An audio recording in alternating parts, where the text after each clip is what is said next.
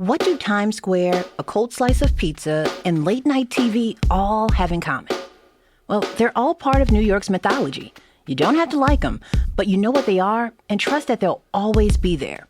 But now, one of those icons is going away.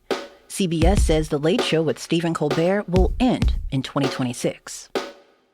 From WNYC, this is NYC Now. I'm Janae, Pierre. Stephen Colbert has filmed The Late Show in Manhattan since 2015, when he took over for David Letterman. Since then, he's become one of the most recognizable voices in political comedy. So why is the network pulling the plug? And what does it mean for late-night television and comedy as a whole? To help us answer that question, I'm joined by Jason Zinoman, comedy critic at the New York Times. He's been writing about late night for years and recently published a piece about what Colbert's cancellation might actually signal. So Jason, walk us through what happened. What did CBS decide? And tell me, was it just as surprising as I thought it was? Yes, I was stunned.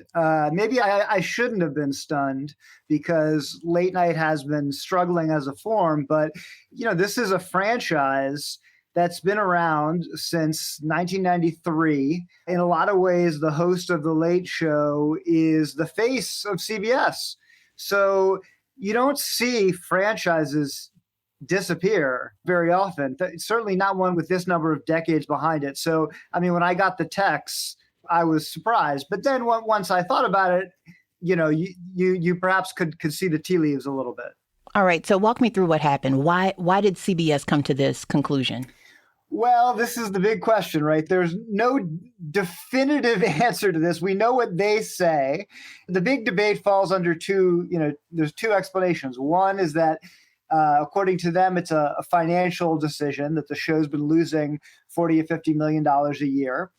And I think they call it a purely financial decision, although I'm not sure that there is such a thing exists, really. And then, this happens in a context. And the other explanation is that this is a political decision, that CBS and Paramount, its parent company, is in the process of a merger with Skydance that needs the Trump administration's approval.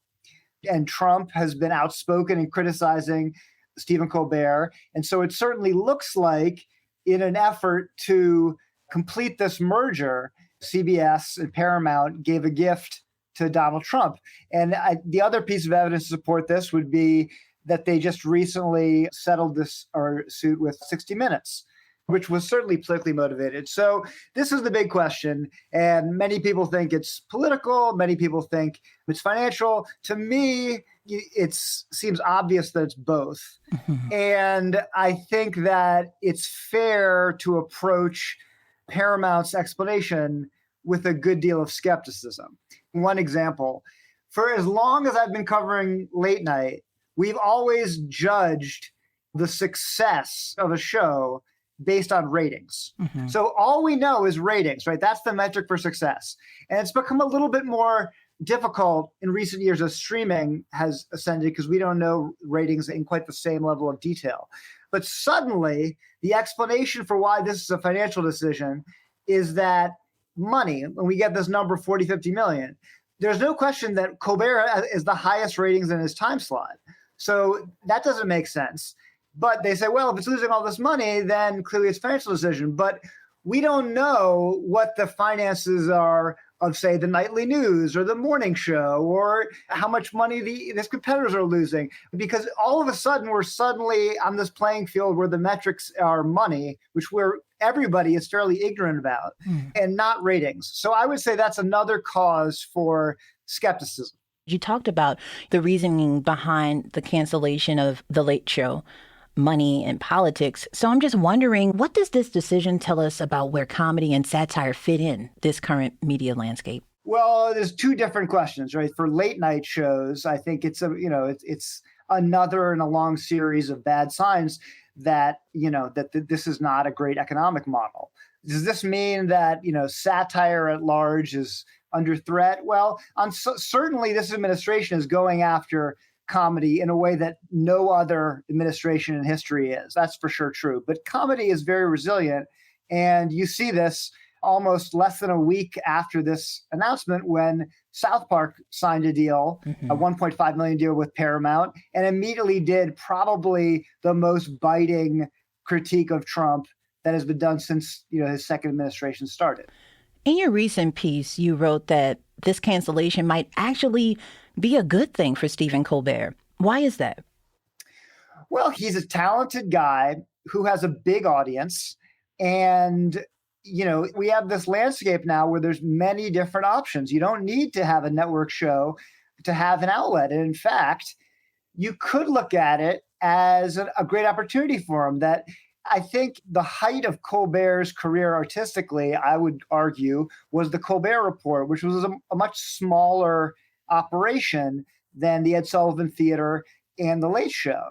And to some degree, he was putting on this big kind of mainstream showbiz entertainment in a big theater, but he's got a lot of skills and he can do a lot of different things. He's the kind of guy who can talk in depth about and quite seriously about the issues of faith, about literature. He's great at improv, things that don't necessarily lend itself to a big theater and short clips on national television. So I could, for example, easily see him being a really successful podcaster, which he's already kind of made some hints that he's interested in. And we have a model for this, which is Conan O'Brien. Here was a guy whose dream was to be in The Tonight Show, late night host for many decades. And when he left late night, people thought this was a disaster for him. The opposite's happened. It's been great for his career. His podcast is a big success. He has an HBO show that's done well, and he was made the host of the Oscars, which he never was when he had his Late Show. The reason I said this could be the best thing ever happened as Colbert is that he probably would have left the show in the next couple of years anyways. Now he leaves the show in a way that makes him look, at least, like a political martyr. Mm-hmm. And, if there's one thing we've learned from, the kind of incessant and often annoying debates about cancel culture, it's that being canceled can be very profitable. Yeah. Earlier in our conversation, you mentioned that late night TV has been struggling. What's behind that shift? Well, I think there's a couple things, but the biggest is the fragmentation of the culture, that there's so many different options that when late night was at its height, when Johnny Carson was being watched by, 15, 20 million people, there were only a couple networks, only a couple options. The other thing is the internet made late night a misnomer. I mean, no, you don't need to watch it. If you're summing up the news at night, it's already been joked about before. So they started releasing clips earlier, not in late night, or even if you didn't watch them earlier, people would often watch it the next day because they could just watch it on YouTube. So the whole form, the whole idea of it has kind of broken down and has been, turned into content for YouTube. And the late night shows that do well are ones that really have adjusted to that. So John Oliver, for instance, does very well on YouTube. Colbert less so. So although he has the highest ratings in terms of television households, he doesn't for YouTube. And I think this gets a little outside my area of expertise, but I think the bigger picture is that the ad rates for late night have plummeted. And I think that is really what made late night so lucrative, is that it was relatively cheap and the advertising dollar was huge. Since the pandemic, the advertising numbers have gone way down.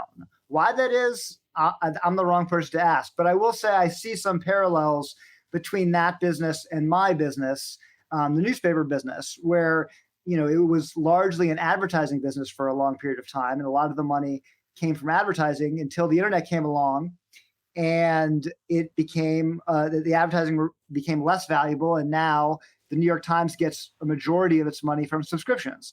So the internet, the fundamental thing is the internet has shifted the business away from advertising. Jason Zinoman is a comedy critic at the New York Times. Jason, thanks so much for your time. Thank you. This was fun. And thank you for listening to NYC Now from WNYC. I'm Janae Pierre. Enjoy the rest of your weekend. We'll be back on Monday.